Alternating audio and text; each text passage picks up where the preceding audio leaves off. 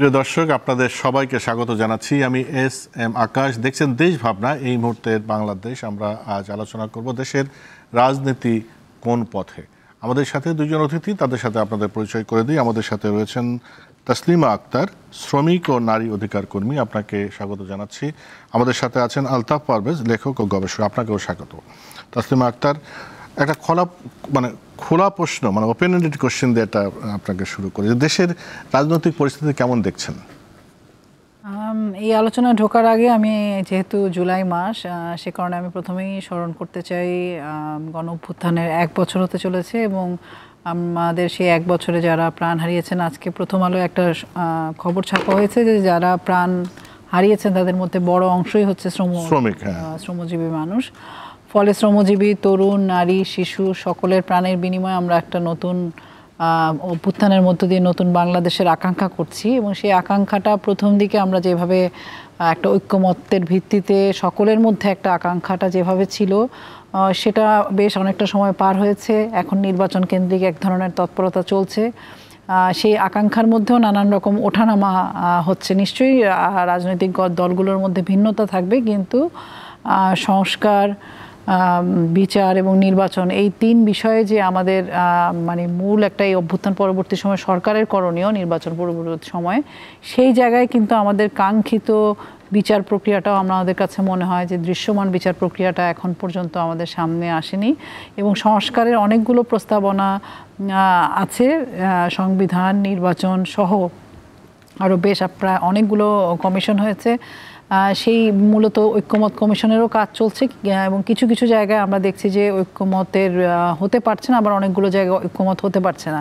আবার খুব গুরুত্বপূর্ণ দুটো কমিশন যেটা আমি মনে করি, যে একটা হচ্ছে শ্রম এবং নারী কমিশন, যেটা এই দুটো কমিশনের বিষয়গুলোকে কিন্তু আমরা আলোচনার মধ্যে, ঐক্যমত্য কমিশনের আলোচনার মধ্যে দেখছি না। আর অনেকগুলো কমিশনও অগ্রাধিকার পাচ্ছে না। কিন্তু আমার কাছে মনে হয় যে বর্তমান সময়ে নির্বাচন কবে হবে আমরা হয়তো আন্দাজ করতে পারছি যে ফেব্রুয়ারিতে হতে পারে, কিন্তু সেটাকে কেন্দ্র করেও আমাদের মধ্যে সরকারের পক্ষ থেকে এক ধরনের নিরপেক্ষ অবস্থায় সকলকে একত্রিত করে যে কাজ করা, সেই জায়গাগুলোতেও কোথাও কোথাও প্রশ্ন আসছে। কিন্তু আমরা আসলে চাই যে এই সংস্কার, বিচার এবং নির্বাচন, এই 3টা প্রক্রিয়া যেন একটা আরেকটার জন্য সাংঘর্ষিক বিষয় না হয়, বরং এটা যাতে চলতে পারে এবং আমাদের একটা গণতান্ত্রিক প্রক্রিয়ার মধ্যে দিয়ে নির্বাচনের জায়গায় আমরা যেতে পারি, সেই দিকে যাতে রাষ্ট্র হাঁটতে পারে, সেইটার জন্যই আমরা চাই যে দৃশ্যমান বিচার এবং সংস্কারের কাজগুলো খুবই জরুরি এই মুহূর্তে।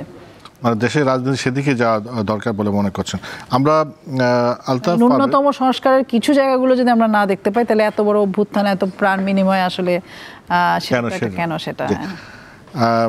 আলতাফ পারভেজ, যদি আমরা এখন দেখি যে আমরা তো একটা ফ্যাসিস্ট সরকারের পরবর্তীতে একটা গণ আন্দোলন, অনেক মানুষের জীবন আহত হওয়ার পরে একটা অন্তর্বর্তীকালীন সরকার প্রায় 1 বছর হতে চললো। তা আমরা বর্তমান রাজনীতিটাকে আপনি জুলাই আকাঙ্ক্ষার সাথে যদি দেখেন, তাহলে কোন পথে আমরা হাঁটছি বলে মনে করেন?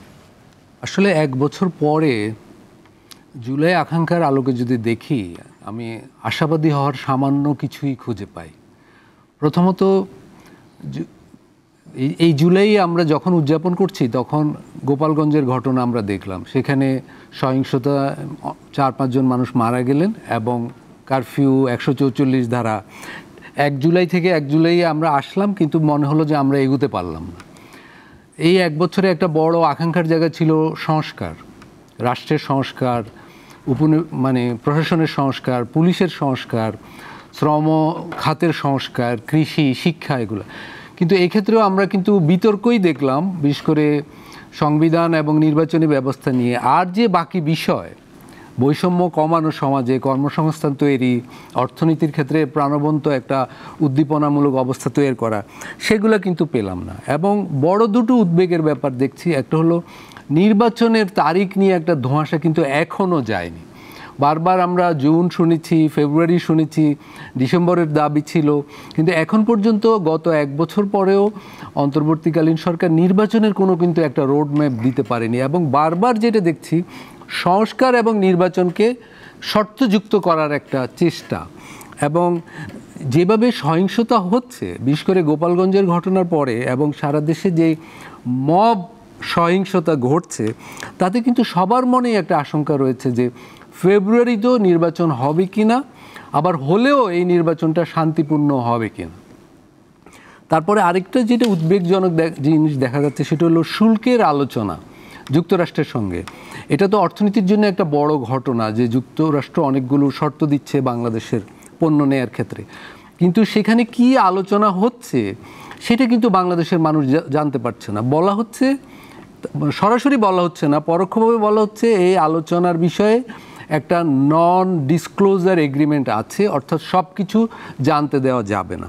কিন্তু বিষয়টা হলো বাণিজ্যের কথা বলে নন ডিসক্লোজার এগ্রিমেন্টের কথা বলা হচ্ছে, কিন্তু ইতিমধ্যে এই শর্তগুলোর যে বিভিন্ন ধারা সোশ্যাল মিডিয়ায় চলে এসেছে বা বিভিন্নভাবে ফাঁস হয়েছে, তাতে দেখা যাচ্ছে এখানে কিন্তু আমাদের বিদেশ নীতি, আমাদের প্রতিরক্ষা নীতি, আমাদের সামরিক ক্রয় বিক্রয়, মানে এই সব বিষয়ে যুক্ত।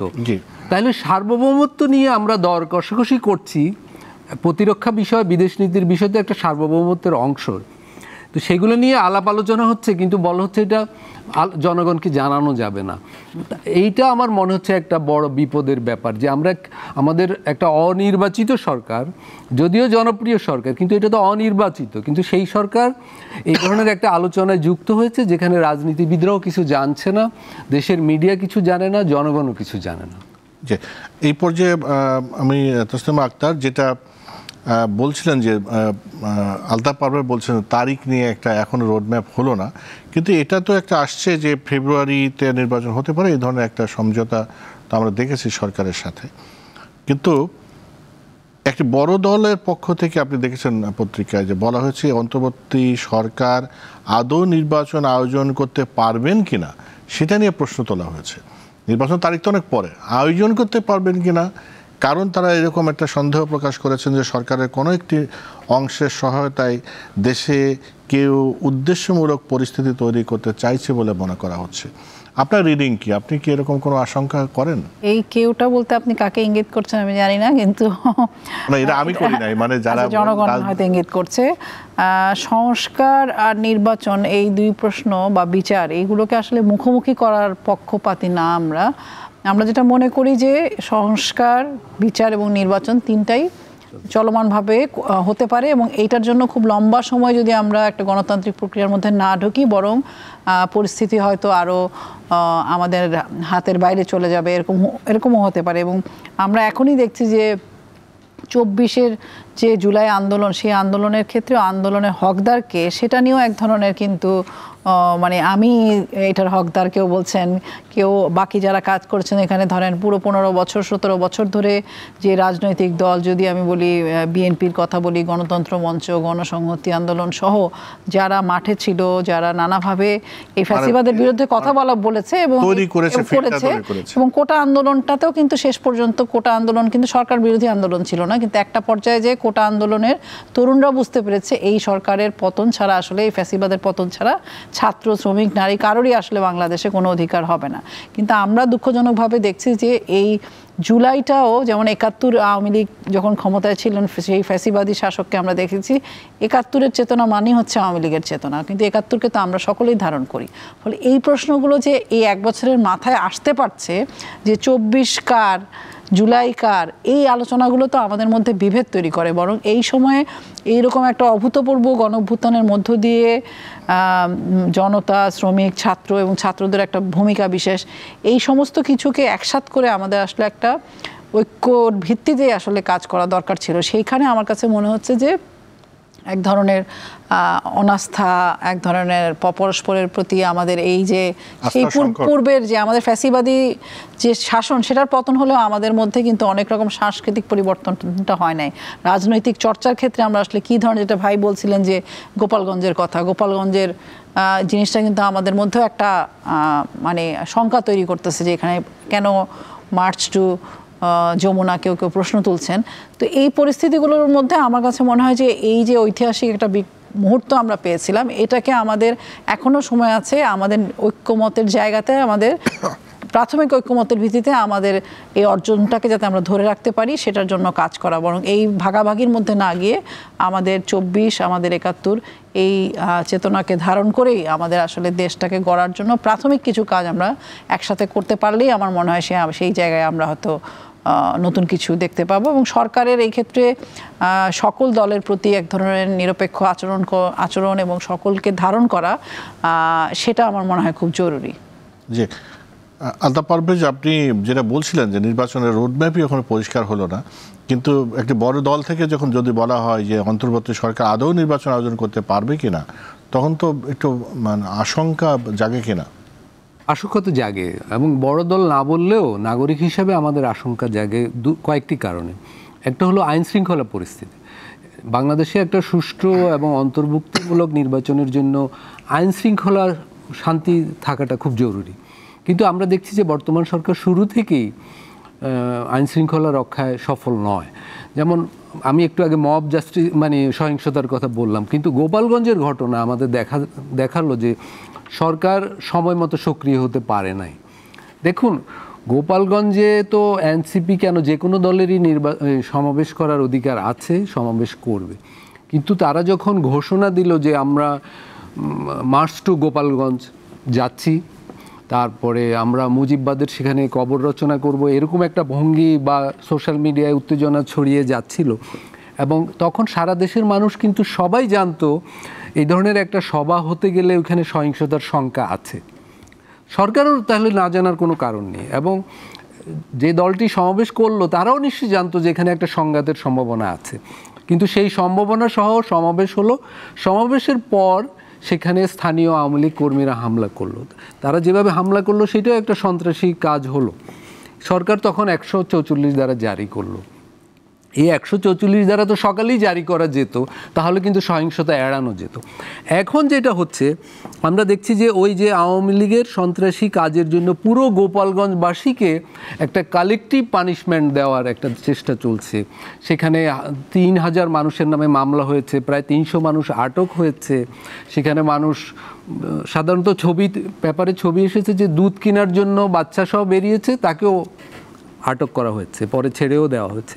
তো এই ঘটনাগুলো কিন্তু একটা ভীতির একটা শঙ্কা তৈরি করে। এবং অন্য জেলাতেও প্রচুর বেনামি মামলা মানুষের নামে, বিভিন্ন জায়গায় দখল, চাঁদাবাজি, এবং আন্দোলনের গণঅভ্যুত্থানের পর থেকে নারীদের উপর বিভিন্ন জায়গায় হামলা, তারপরে পার্বত্য এলাকায় পাহাড়িদের ওই এলাকায় দাঙ্গা হয়েছে, এখনও বিচার হয়নি। এই সব মিলে আমরা যেটা দেখি, এবং বিভিন্ন রাজনৈতিক দল পরস্পরের বিরুদ্ধে যেভাবে পাল্টা আক্রমণ করছে, সেগুলো কিন্তু সমাজে এক ধরনের শঙ্কা, ভীতি এগুলো তৈরি করেছে।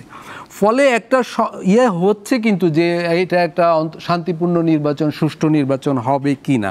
আরেকটা যে বড় ব্যাপার, শুধু নির্বাচন জরুরি, নির্বাচনই আমাদের একটা বড় সংস্কারমূলক কাজ, কিন্তু শুধু তো একটা নির্বাচনের জন্য এই সরকার গণঅভ্যুত্থান হয়নি। নির্বাচনের আগে দৃশ্যমান কিছু কাঠামোগত আইনি পরিবর্তন, রাষ্ট্রীয় প্রশাসনের কিছু পরিবর্তন প্রয়োজন ছিল, কিছু বৈষম্য কমানোর ব্যাপার ছিল, কিন্তু সেগুলোর ক্ষেত্রে কিন্তু অগ্রগতি খুবই কম। আমি একটা জিনিস বলতে চাই যে এই যে জাতীয় ঐক্যমত কমিশনে যে আলোচনা হচ্ছে সংস্কার নিয়ে, সেখানে 6টি কমিশনের সুপারিশ নিয়ে আলোচনা হচ্ছে, কিন্তু দেশে গঠিত হয়েছিল 11টি কমিশন এবং অর্থনীতি বিষয়ে 2টো টাস্ক ফোর্স। তো বাকি 5টি কমিশনের কোনো সুপারিশ কিন্তু জাতীয় ঐক্যমত কমিশনে আলোচনা হচ্ছে না, এবং বাকি 5টি কমিশনের কোনো সদস্যকেও জাতীয় কমিশনের সদস্যও করা হয়নি। তার মানে মৌলিক বিষয়গুলো, যেমন নারীদের বিষয়, শ্রমিকদের বিষয়, প্রশাসনিক সংস্কারের বিষয়, পুলিশ কমিশনের সুপারিশের বিষয়, এগুলা কিন্তু কোনোটাই জাতীয় ঐক্যমত কমিশনের বিতর্কে এখন পর্যন্ত আমরা অনুপস্থিত দেখছি, অথচ ইতিমধ্যে 1 বছর পেরিয়ে গেছে।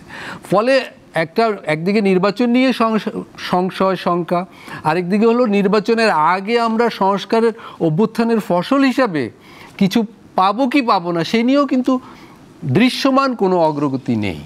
জি, আমি তাসলিমা আক্তার, আপনি গোপালগঞ্জের কথা আপনিও বলেছেন যে গোপালগঞ্জ যে বিষয়টা আমরা দেখলাম, তো আপনি কি মনে হয় এখান থেকে আসলে কার কি অর্জন হলো, আর বা বিসর্জনই বা কে কি দিল?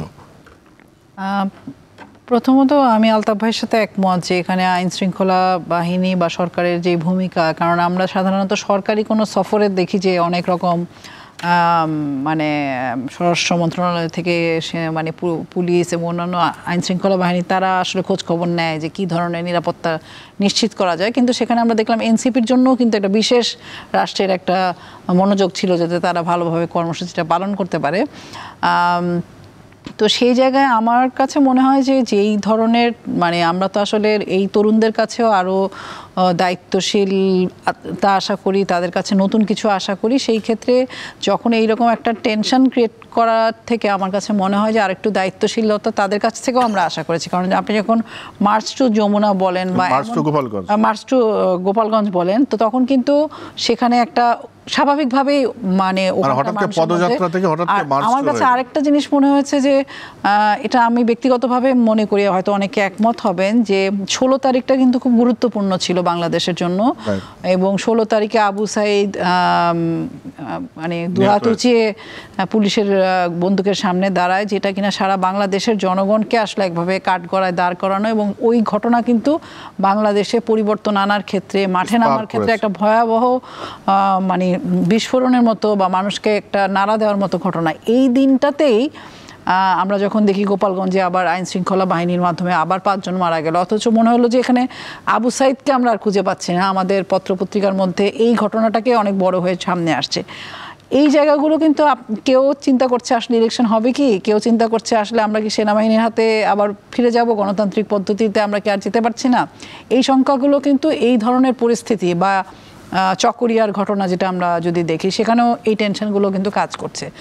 তো আমরা বারবারই যেটা আমার মনে হয় যে গণঅভ্যুত্থানের অর্জন যেন আমাদের বেহাত না হয়, বা গণঅভ্যুত্থানের অর্জনটা যাতে আমরা কোনোভাবে হাতছাড়া না করি, সেই বিষয়ে আমাদের সতর্ক থাকাটা খুবই জরুরি। কিন্তু পরিস্থিতিটা যত পার হচ্ছে এবং নির্বাচন বিষয়ে আসলে একটা অনিশ্চিত অবস্থার মধ্যে থাকা, সেটাও আমার মনে হয় যে একটা আমাদের জন্য খুব ভালো কিছু হবে না। আর আমাদের খুবই সরকারের পক্ষ থেকে খুব জরুরি ভিত্তিতে কিছু প্রায়োরিটি বেসিসে সংস্কার এবং দৃশ্যমান বিচার, এটা খুব জরুরি হয়ে পড়েছে এখন।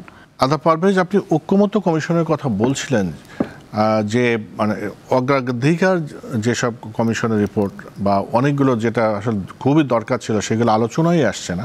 আমি জানি না আসলে সেগুলো কিভাবে বাস্তবায়ন হবে। যেমন আমি শুনেছি যে পুলিশ কমিশনটা আলোচনা হয়নি, এটা এক্সিকিউটিভ অর্ডারে হয়ে যাবে। আমি জানি না, এটা আপনি ভালো বলতে পারবেন। কিন্তু আপনাকে যেটা জানতে চাই, ঐক্যমত্য কমিশন এতদিন ধরে আলোচনা হলো, ডিবেট হলো, এটা এই আলোচনা ডিবেট দেখতে কিন্তু আসলে খারাপ লাগে না। টেলিভিশন লাইভ হচ্ছে, রাজনীতিবিদরা মানে অংশগ্রহণ করছে, এটা একটা ভালো একটা রাজনৈতিক অনুশীলন আমার মনে হচ্ছে। কিন্তু অর্জনটা কি হলো? দেখুন, আমাদের এই অভ্যুত্থানটা তো আমরা শুরুতে বলি বৈষম্য বিরোধী আন্দোলন থেকে অভ্যুত্থানটা হলো, এবং এই সরকার তো বৈষম্য কমানোর লক্ষ্যে গঠিত সরকার। আমাদের সমাজে বৈষম্যের শিকার জনগোষ্ঠী কোনগুলো? শ্রমিক, কৃষক, দলিত, নারী, এরাই তো সবচেয়ে নিচু তালা অর্থনৈতিক সামাজিক বঞ্চনার শিকার। আপনি কি গত 1 বছর কোনো একটা পদক্ষেপ, বাস্তব মৌলিক বড় পদক্ষেপের কথা বলতে পারেন যে এই 4টা সেক্টরের মানুষের জন্য ঘটেছে সরকারের তরফ থেকে? আমার ধারণা পারবেন না। অর্থনৈতিক বৈষম্য কমানোর সুযোগ ছিল বাজেটকালে, বাজেটে আমরা কিছু পাইনি। নারী কমিশন তো পুরোটাই স্থগিত হয়ে গেছে, সেই কমিশনের বিরুদ্ধে বড় সমাবেশ করতে দেয়া হয়েছে। কৃষি বিষয়ে কোনো কমিশনই হয় নাই, দলিতদের নিয়েও কোনো কমিশন হয়নি। ফলে বৈষম্য কমিশনে কমানোর জায়গাগুলো একেবারেই অনুপস্থিত। তারপরে এই আন্দোলনটা গত গণঅভ্যুত্থানের একটা বড় এজেন্ডা ছিল পুলিশের ক্ষমতা ন্যায়ানুগ করা এবং উপনিবেশিক প্রশাসনের দাপট কমানো, সেগুলোকে জবাবদিহিতার জায়গায় নিয়ে আসা। এই সরকারের আমলেই পুলিশ বিষয়ে একটা কমিশন হয়েছে এবং প্রশাসনিক সংস্কার বিষয়ে একটা কমিশন হয়েছে। দুটো কমিশনই গত জানুয়ারি এবং ফেব্রুয়ারি মাসে সুপারিশ জমা দিয়েছে। সেগুলো নিয়ে এখন পর্যন্ত কিন্তু কোনো আলোচনা হয়নি। এবং আমি যেটা বলতে চাই যে গত 1 বছরে কিন্তু সরকারের প্রায়োরিটি ছিল সংস্কারই। সেখানে অর্জিত কি হয়েছে আমি 3-4টা আপনাকে বলছি। এই 3-4টাই হয়েছে। হাইকোর্টের বিকেন্দ্রীকরণ, যে বিভাগগুলোতে হাইকোর্ট যাবে, 70 অনুচ্ছেদের সংস্কার বা বাতিল, প্রধান বিচারপতির নিয়োগের ক্ষেত্রে কিছু হয়েছে, প্রধানমন্ত্রী পদের মেয়াদ 2 বছর 2বার করার একটা ব্যাপার হয়েছে, এবং সংসদীয় কিছু স্থায়ী কমিটির সভাপতি পদ বিরোধী দলগুলোকে দেওয়ার কথা হয়েছে। এর বাইরে জনগণের জীবন, জরুরি অবস্থা নিয়েও, হ্যাঁ জরুরি অবস্থা, কিন্তু এগুলো তো এক ধরনের সাংবিধানিক বিষয়। সাধারণ মানুষের, নিচুতলার মানুষের জীবনযাপনের ক্ষেত্রে তাৎক্ষণিকভাবে উন্নতি হয় বা তাদের অর্থনৈতিক জীবনে কোনো পরিবর্তন আসে, সেরকম কিন্তু সংস্কার এই সরকার করতে পারেনি এখন, কিন্তু সেগুলো নিয়ে বিতর্ক হচ্ছে। এখন এগুলো করা হবে কি না এবং জুলাই সনদ জুলাই মাসেই দেয়া হবে কিনা, সেটা সংবিধানে অন্তর্ভুক্ত হবে কিনা, এগুলো নিয়ে আমরা কিন্তু বিতর্ক দেখছি। কিন্তু এই বিতর্কের মাঝে এই বিতর্কগুলো আরও সুন্দরভাবে আরও জনগণকে সম্পৃক্ত করে হতে পারত, কিন্তু বিতর্কের মাঝে বিভিন্ন স্থানে যে সহিংসতার ঘটনাগুলো হচ্ছে সেগুলো কিন্তু মানুষের মনোযোগ কেড়ে নিচ্ছে, জাতীয় রাজনীতিতে উদ্বেগ উৎকণ্ঠা তৈরি করছে।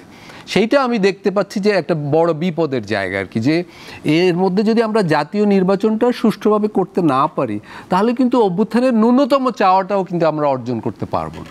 জি, তসলিমা আক্তার, আপনি যেটা বলছিলেন যে ন্যূনতম একটা মানে সমঝোতা বা ঐকমত্য কমিশনের মাধ্যমে যাতে আমরা একটা নতুন বন্দোবস্তের দিকে যেতে পারি, ভালো নির্বাচন হয়, যে আমাদের যে জুলাই আকাঙ্ক্ষা বাস্তবায়ন হয়।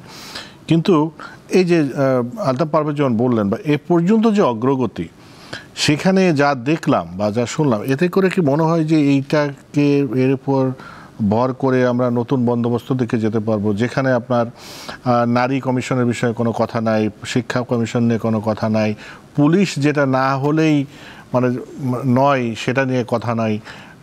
আপনার কি মনে হয় যে নতুন বন্দোবস্তের দিকে আমরা যেতে পারবো এই অবকাঠামোর উপর ভিত্তি করে? আমার মনে হয় যে সংবিধান এবং নির্বাচন, বিশেষ করে সংবিধান বিষয়ে যে প্রশ্নগুলো, সেগুলো বাংলাদেশের পুরো শাসন ব্যবস্থার জন্য খুবই গুরুত্বপূর্ণ। সেই বিষয়গুলো নিয়ে কিছু আলাপ আলোচনা হচ্ছে এবং যেই ঐক্যমতগুলো হয়েছে, যেটা আলতাফ ভাই বললেন, সেগুলো খুব গুরুত্বপূর্ণ। আমার মনে হয় যদি শেষ পর্যন্ত ঐক্যমতটা আসলে সিদ্ধান্তে পরিণত হয়, হ্যাঁ, সেটা একটা খুব গুরুত্বপূর্ণ বিষয়।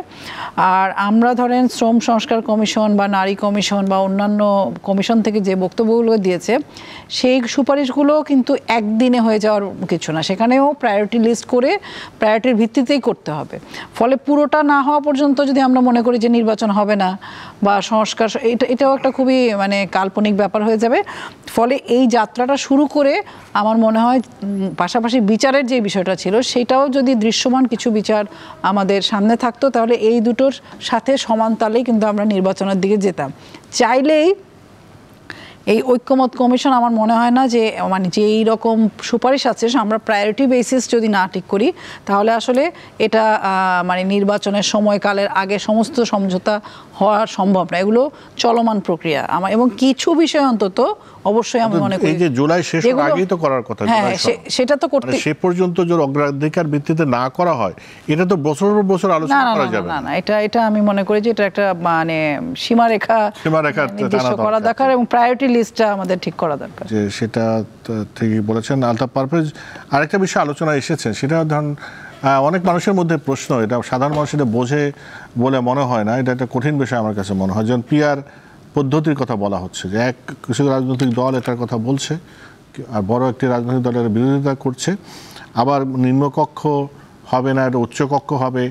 বাংলাদেশে এই উচ্চকক্ষের বিষয়টা আদৌ দরকার আছে কি না, বা পিআর পদ্ধতিতে আসলে হলে কি, মানে একটু যদি বুঝিয়ে সংক্ষেপে বলেন। মানে আমাদের দেশের নির্বাচনী ব্যবস্থায় মানে সুষ্ঠুভাবে হলেও একটা কাঠামোগত সমস্যা হলো, দেখা গেল একটা জায়গায় একজনে 40% ভোট পেয়েও জিতে যাচ্ছে, তার বিরোধী পক্ষ সবাই মিলে 60% ভোট পেয়েছে, এরকম একটা সংকট আছে। তাইলে ওই নির্বাচনী এলাকার যিনি প্রতিনিধিত্ব করছেন, দেখা গেল উনি ওই এলাকার মাত্র 40% মানুষের প্রতিনিধিত্ব করছেন। এটা এই ধরনের ব্যবস্থার একটা কাঠামোগত সমস্যা। ভারতেও এই ব্যবস্থাটা আছে, কিন্তু শ্রীলঙ্কা এবং নেপাল এটাকে সংশোধন করেছে। তারা একটা সংখ্যানুপাতিক ব্যবস্থা করেছে, অর্থাৎ ভোটের অনুপাতে, সারা দেশের ভোটের অনুপাতে সংসদে আসন পাওয়া। মনে করুন আমার সারা দেশে ভোট হলো, এখানে এক্স দল যে পরিমাণ ভোট পেল সেই অনুযায়ী সংসদে আসন পেল, ওয়াই দল যেভাবে পেল সেভাবে আসন পেল। কিন্তু বর্তমান ব্যবস্থায় সেটা নেই। সেই কারণে দেখা যাচ্ছে অনেক দল সারা দেশে 7, 8, 10% ভোট পেয়েছে, কিন্তু সংসদে একজন প্রতিনিধিও তাদের নেই। ফলে ওই দল নির্বাচনের পরের দিন থেকে আবার রাজপথে মিছিল মিটিং শুরু করে দিল।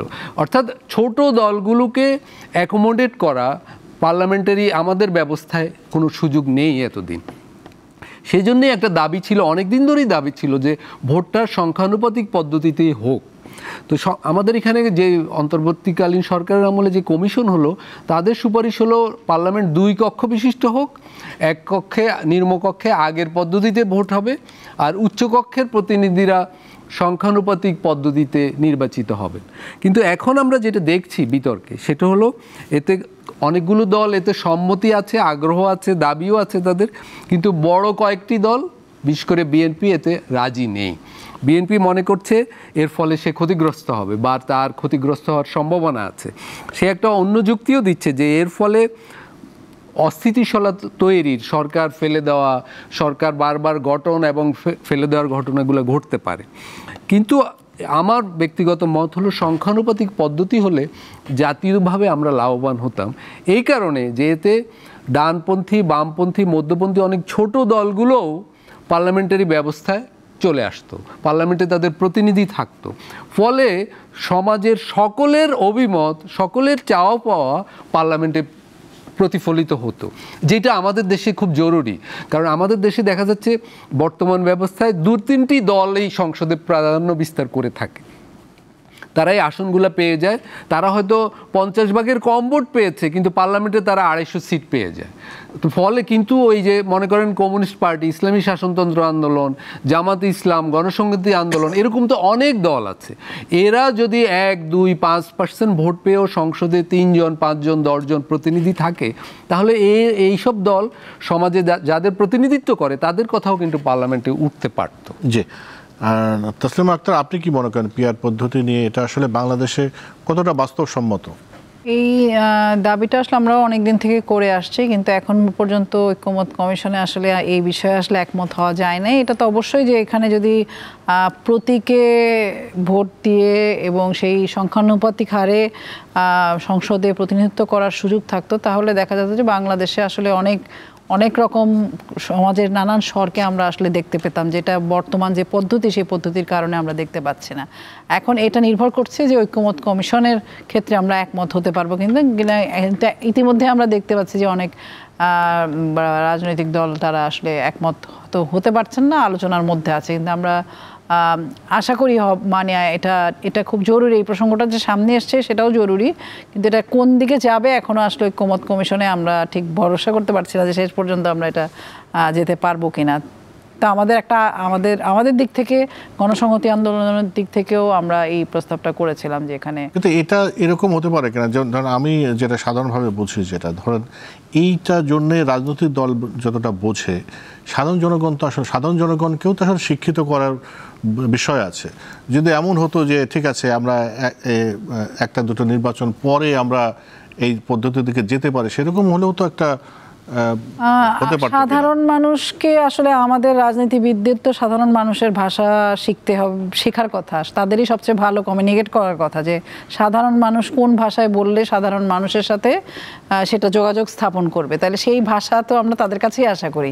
তো সেই ভাষাগুলো আমার মনে হয় যে আমাদের মানে সেই ভাষার ব্যাপারে বাস্তবতা এখন যদি দেখেন ঐক্যমত কমিশনের ধরেন আপনার নিম্নকক্ষ, উচ্চকক্ষ, পিআর পদ্ধতি নিয়ে আলোচনা হচ্ছে, সাধারণ মানুষ তো এটা তো আসলে কিছু জানা বুঝে বলে। এখন আপনি যখন পিআর পদ্ধতি বলবেন, আপনি যখন সংখ্যানুপাতিক বলবেন, একজন হয়তো বুঝবে না, কিন্তু সেটাকে কোন ভাষায় ব্যাখ্যা করতে হবে সেটা এবার না হলো পরের বার হলো, কিন্তু আপনাকে তো জনগণের কাছে সেটা যদি হয় জনগণকে জনগণকে ইনভলভ তো করা দরকার। আমরা টেবিলে বসে একটা সিদ্ধান্ত নেব, জনগণ কিছু জানবে না, সেটা তো হয় না। আচ্ছা, আমরা আলতাফ পারভেজ, আমরা আরেকটু জিনিস আলোচনা করি, এটা খুব গুরুত্বপূর্ণ। এটা যে ঢাকায় জাতিসংঘের মানবাধিকার মিশন চালু হতে যাচ্ছে, কিছু কিছু সংগঠন আমরা দেখেছি যে এতে বিরোধিতাও করেছে। আপনি কিভাবে দেখেন, এতে বাংলাদেশের কি কোনো লাভ হবে বলে মনে হয়? আমার কাছে বিষয়টা একটু কৌতুকপ্রদ মনে হচ্ছে। এটা হলো এই কারণে, দেখুন জাতিসংঘের কার্যালয় পৃথিবীর বিভিন্ন দেশে আছে, সম্ভবত 15টির বেশি দেশে আছে। তারা কম্বোডিয়া, লাইবেরিয়া, সুদান, ইয়েমেন, মানে জাতিসংঘের কার্যালয় আছে। প্রত্যেকটা দেশেই সহিংসতায় ভরপুর, মানবাধিকার খারাপ অবস্থা সেগুলো। মানে এটা দিয়ে আমি বলতে যাচ্ছি, এবং এটা অন্যরাও হয়তো স্বীকার করবে, যে বর্তমান পৃথিবীতে মানবাধিকারের উন্নয়নে শান্তি স্থাপনে জাতিসংঘের আর কোনো কার্যকর ভূমিকা নেই। জাতিসংঘ গাজা বলেন, ইউক্রেন বলেন, কাশ্মীর বলেন বা রোহিঙ্গাদের অবস্থা বলেন, কোথাও নিপীড়ন বন্ধে কোনো ভূমিকা রাখতে পেরেছে, অত্যাচার বন্ধে কোনো ভূমিকা রাখতে পেরেছে এমন দেখা যায় না। জাতিসংঘের প্রধান ভূমিকা কি এখন? সেটা হলো যুক্তরাষ্ট্রের একটা হাতিয়ার হিসাবে সে পৃথিবীর বিভিন্ন জায়গায় ব্যবহৃত হয়। ফলে আমাদের দেশেও আপাত দৃষ্টিতে জাতিসংঘের অফিস খোলায় হয়তো মনে হতে পারে যে মানবাধিকার পরিস্থিতির এখানে একটা সুরক্ষা হবে, কিন্তু তার চেয়েও আমি যেটা শঙ্কা করি আর কি, সেটা হলো এইখানে ভবিষ্যতে এই অঞ্চলে যুক্তরাষ্ট্রের চীন বিরোধী যে বিভিন্ন কৌশল কর্মসূচি রয়েছে তার একটা হাতিয়ার হিসেবে জাতিসংঘ এই কার্যালয়টি ব্যবহৃত হতে পারে। এবং আমাদের সরকার যে জাতিসংঘকে এখানে কার্যালয় খুলতে দিচ্ছে, এইটাও আমার মনে হয় না যে কোনো মানবাধিকারের প্রতি একটা আন্তরিক অঙ্গীকার থেকে দিচ্ছে, এটা কিন্তু মনে হয় না। কারণ যেই সপ্তাহে জাতিসংঘের কার্যালয় খোলার খবর পেলাম আমরা, সেই সপ্তাহে আমি দুটো ঘটনা, গোপালগঞ্জের ঘটনা তো ঘটলই, বমদের ক্ষেত্রে দেখেন এই ঘটনাটা আমি বলতে চাই। 2024 সালে পার্বত্য চট্টগ্রামে দুটো ব্যাংক ডাকাতির পর থেকে বম এলাকায়, বম জাতিসত্তার এলাকায় ধরপাকড় হয়েছে, প্রায় 50 জনের মতো গ্রেপ্তার হয়েছে, তারা জেলেই এই পর্যন্ত 3 জন মারা গেছে। এই ঘটনা আমাদের দেশে কম আলোচিত হলেও বহির্বিশ্বে কিন্তু ব্যাপক আলোচিত হচ্ছে, বিচার বিভাগীয় তদন্তের দাবি উঠছে। তো এরকম মানবাধিকার বিষয়গুলো, বমদের এটা আমি উদাহরণ হিসাবে বললাম, এই সরকার যে খুব সেন্সিটিভ, খুব আন্তরিকতার সাথে এগুলো মোকাবেলা করছে সেটা আমার মনে হয় না। এখানে গোপালগঞ্জের কথা আপা বললেন, দেখেন গোপালগঞ্জে যারা মারা গেল, একটা দায়িত্বশীল সরকার তো এটার ময়না তদন্ত করার কথা, তাই না? ময়না তদন্ত না করে এদেরকে কিন্তু কাউকে কবর দেওয়া হলো, হিন্দুদের শেষকৃত্য হয়ে গেল। তাহলে এটার বিচার কি হবে? এটার মামলা হলে তদন্ত কিভাবে হবে যদি ময়না তদন্তই না হয়ে থাকে? এবং এই ঘটনায় ভিকটিমদের পরিবাররা বলছে আমরা মামলাও করব না, মামলা করে আর কি হবে? তার মানে দেখেন, জুলাই গণ অভ্যুত্থানের 1 বছর পরও আমরা মানুষের ভিতর সেই আস্থা, বিশ্বাস তৈরি করতে পারিনি যে এইখানে ন্যূনতম বিচার পাওয়া যায়। কারণ ভিকটিম পরিবারগুলো মামলা করতেও আস্থা পাচ্ছে না। সেই জন্য আমি বলবো, এই যে জাতিসংঘের অফিস কার্যালয় খোলা হচ্ছে, এতে দেশের মানবাধিকার পরিস্থিতির উন্নতি হবে, এইটা যদি আমরা আশা করি আমরা হয়তো ভুল করব। মানবাধিকার পরিস্থিতির উন্নতি হবে তখনই যখন আমাদের সরকার এবং রাজনৈতিক দলগুলো সেই বিষয়ে কমিটেড হবে। এবং এই জাতিসংঘের এইটার পাশাপাশি আমি আরেকটা জিনিস বলতে চাই, আমি সময় নেব না, যে শুল্ক বিষয়ে আমি আলাদা করে আপনাকে একটু সময় দেব। আমি তসলিমা আক্তার, আপনার কাছে ওই একই প্রশ্ন, যে মানবাধিকার কমিশনের যে মিশন, এটা আমাদের বাংলাদেশের জন্য আদৌ দরকার ছিল কিনা?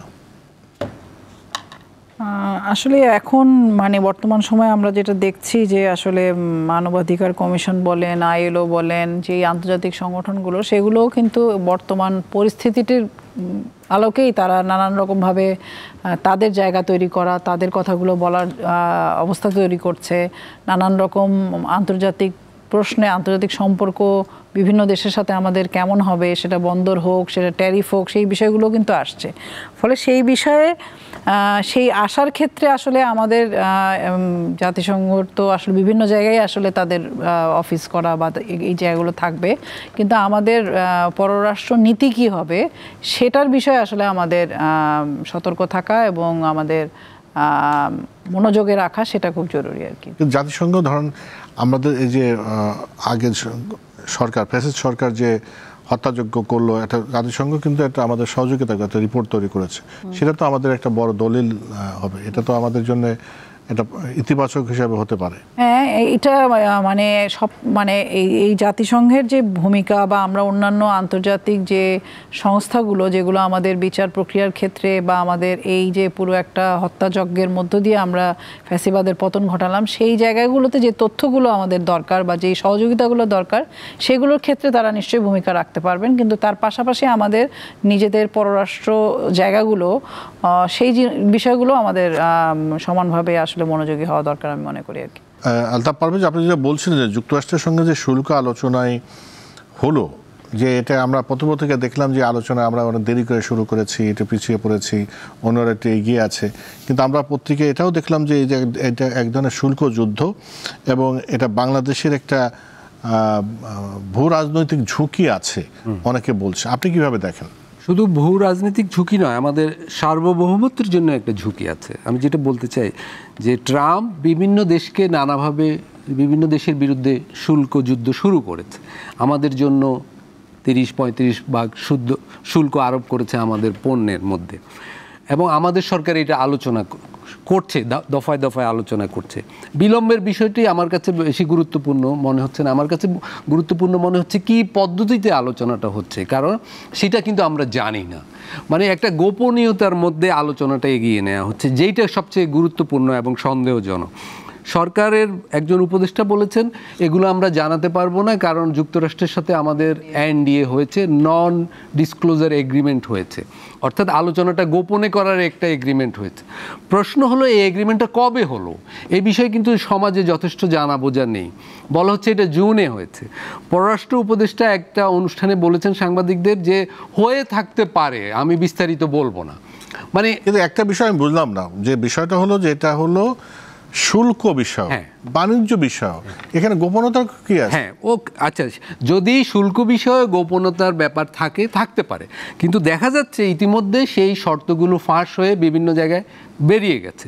সেখানে আমরা যেটা দেখছি এবং যেটা গুরুত্বপূর্ণ সেটা হলো শর্তগুলো শুল্কে আটকে নেই, বাণিজ্যে আটকে নেই। সেখানে এমন শর্ত রয়েছে, আমি একে একে কয়েকটা আপনাকে বলতে পারি, যে চীন থেকে আমরা সমরাস্ত্র না কিনে যুক্তরাষ্ট্র থেকে কিনতে হবে। দেখুন, আমাদের সশস্ত্র বাহিনী যে প্রশিক্ষণটা নেয় সেটা হলো চীনা অস্ত্রের সাথে সামঞ্জস্যপূর্ণ একটা প্রশিক্ষণ, এবং এই অস্ত্রটা সস্তা। কিন্তু আমরা কোন দেশ থেকে অস্ত্র কিনবো বা কিনবো না, সেটা তো বাংলাদেশের প্রতিরক্ষা নীতির একটা অংশ। বলা হচ্ছে আমাদের বন্দর ব্যবস্থাপনায় চীনের অমুক অ্যাপ ব্যবহার করা যাবে না, অমুক সফটওয়্যার ব্যবহার করা যাবে না।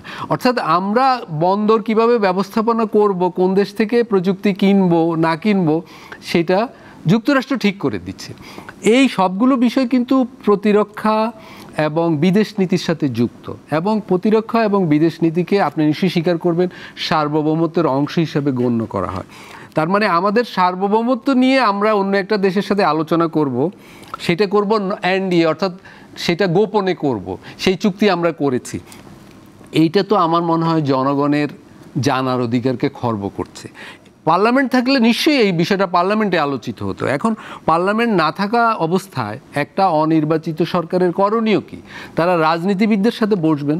পার্লামেন্ট থাকলে এটা হয়তো রুদ্ধদ্বার কক্ষে আলাপ হতো, এখানেও রাজনীতিবিদদের সাথে প্রত্যেক দলের একজন প্রতিনিধি নিয়ে রুদ্ধদ্বার আলাপ হতে পারে, কিন্তু এটা তো গোপনে হতে পারে না। দেখুন, এমন কিছু মানে রয়েছে, বাংলাদেশের সশস্ত্র বাহিনীকে কি সয়াবিন তেল দেওয়া হবে সেটাও যুক্তরাষ্ট্র থেকে কিনতে হবে। ওই যে সামাজিক সুরক্ষা নীতির আওতায় গম দিতে হবে, এবং গমটা যুক্তরাষ্ট্র থেকে কিনতে হবে, এরকম সব শর্ত।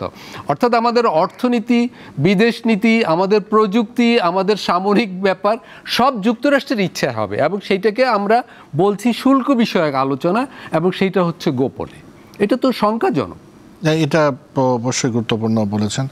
তাছাড়া একটা একই প্রশ্ন, আপনি এই যে শুল্ক আলোচনা, এটা কেন নন ডিসক্লোজার হবে, একটা আমার প্রশ্ন, এবং আপনি এটাকে কতটা ঝুঁকি দেখেন? এটা অবশ্যই ঝুঁকির ব্যাপার, কারণ আগামী 1 তারিখ থেকেই আমরা যতটুকু জানি যে শুল্কটা নির্ধারিত হবে, এবং সেটা অনুযায়ী আমাদের ব্যবসায়িক খাতগুলোকে তাদের শুল্ক দিতে হবে। এবং আপনি জানেন যে আমি যদি একটা একটা করে বলি, ভাই যেমন বললেন, আসলে এখানে আমাদের সার্বভৌমত্বের প্রশ্ন যুক্ত আছে, কিন্তু ব্যবসায়িক খাতের জায়গা থেকেও যদি আমরা দেখি যে মার্কিন যুক্তরাষ্ট্রের সাথে আমাদের ব্যবসায়িক লেনদেনের যদি আমরা ভাবি যে কিভাবে ট্যারিফটা কমানো যায়, 15% থেকে 35% আরও যোগ করে 50%-এর মতো বাংলাদেশে ব্যবসা খাতে শুল্ক আরোপ করার কথা তারা বলছেন, যেখানে ভিয়েতনামে 20% বা ইন্দোনেশিয়ায় 18%। এবং এইটার জায়গা থেকে আমাদের যেটা মনে হয় যে আমরা যদি আমেরিকার কথা দেখি, যে ওদের মাত্র 1% আমদানির জায়গা আছে, আর আমাদের যে গার্মেন্ট সবচেয়ে বেশি ক্ষতিগ্রস্ত হওয়ার জায়গা, সেটা প্রায় 25% হচ্ছে মার্কিন বাজার। তো সেই জায়গা থেকে আমাদের ব্যবসা খাত ক্ষতিগ্রস্ত হবে, ভীষণভাবে ক্ষতিগ্রস্ত হবে। আমাদের শ্রমিকদের মজুরি, শ্রমিকরা কাজ হারাবেন। আর এই দিকগুলো যেমন আছে, তার সঙ্গে সবচেয়ে গুরুত্বপূর্ণ যেটা আলতাফ ভাই ইতিমধ্যে বলে দিয়েছেন, যে এনডিএ আমার দেশের এত বড় একটা গুরুত্বপূর্ণ খাত, সেই খাতের বিষয়ে আসলে শুল্ক যুদ্ধর নামে এই এনডিএ কেন? কেন আমরা এই বিষয়গুলো জানতে পারছি না, কেন আমাদের মধ্যে শঙ্কা তৈরি হচ্ছে যে মার্কিন এবং চীনের যে রাজনৈতিক অবস্থান, সেই অবস্থানের শিকার আমরা পরিণত হচ্ছে কিনা, আমরা ক্রসফায়ারের মধ্যে পড়ে যেতে পারি, আমরা কিসের মধ্যে পড়ছি। এবং এখানে শুধু সামরিক অস্ত্রই না, আমাদের দেশে চীনের অনেক রকম ইনভেস্টমেন্ট আছে বা অনেক রকম যৌথ কাজ আছে। আমাদের যেই ভৌত অবকাঠামো উন্নয়ন, নানান রকম কিছুর মধ্যে কিন্তু তাদের ইনভেস্টমেন্ট বা তাদের সাথে আমাদের একটা যৌথ কাজ আছে। তো সেই জায়গাগুলোতে আমরা কি করব, সেই জায়গাগুলোর মধ্যে যদি এরকম আমরা কিন্তু এগুলো কোনো আমাদের হয়তো অলরেডি ফাঁস হচ্ছে, কিন্তু আমরা যেভাবে জানার কথা সেটা জানতে পারছি না। ফলে শুল্ক যুদ্ধের নামে আমাদের ব্যবসায় যেমন একটা আঘাত আসার সম্ভাবনা আছে, তেমনি আমাদের শ্রমিকদের জীবনে একটা অনিশ্চয়তা, এবং সর্বোপরি আমাদের যে রাজনীতির মধ্যে পড়ে আমাদের একটা সংকটকালীন পরিস্থিতি তৈরি হবে, সেগুলো আমার মনে হয় সেটাকে শুধু শুল্ক, শুধু ব্যবসা, এটার মধ্যে আসলে ভাবার কোনোই সুযোগ নাই। মানে ব্যাপারটা এত সহজভাবে দেখার সুযোগ। আর আমার মনে হয় যে এই ক্ষেত্রে আমাদের আরেকটা জিনিসও আমাদের করা দরকার, সেটা হচ্ছে যে বাংলাদেশ যেই প্রোডাক্টগুলো যত সস্তায় মার্কিনীদের ইউএস বাজারে পৌঁছায়, সেখানে কিন্তু ক্রেতাদেরও একটা ভূমিকা আছে এই ক্ষেত্রে। যে এই বিষয়, যেমন আমরা আমাদের তরফ থেকে, আমাদের সরকার নিশ্চয়ই এই জায়গায় মার্কিন যুক্তরাষ্ট্রের সাথে তাদের যে আলোচনা, সেই জায়গায় তারা এক ধরনের সমঝোতার মধ্য দিয়ে, যেটা আমাদের দেশের স্বার্থকে ক্ষুণ্ণ করে না, সেই বিষয়গুলো যেমন আমাদের দেশের সরকারের সেই নীতি নির্ধারণের জায়গায় এবং এখানে যারা ব্যবসায়িক খাতে যুক্ত আছে তাদেরকে যুক্ত করে এবং দেশের স্বার্থটাকে বিবেচনা করা দরকার, তেমনি আমাদের যে ভোক্তা গোষ্ঠী আছে সেই ভোক্তা গোষ্ঠীর সাথেও আমার মনে হয় আমাদের একটা যোগসূত্র তৈরি করা দরকার, বিশেষ করে আমাদের শ্রমিকদের স্বার্থের জায়গার প্রশ্নটা থেকে আমি মনে করি। জি, অনেক ধন্যবাদ তাসলিমা আক্তার, আলতাফ পারভেজ, আপনাকে অনেক ধন্যবাদ। প্রিয় দর্শক, আপনাদেরও অনেক ধন্যবাদ আমাদের সঙ্গে থাকার জন্য। দেখলেন এই মুহূর্তের বাংলাদেশ। যে পর্যন্ত, সবাই ভালো থাকবেন।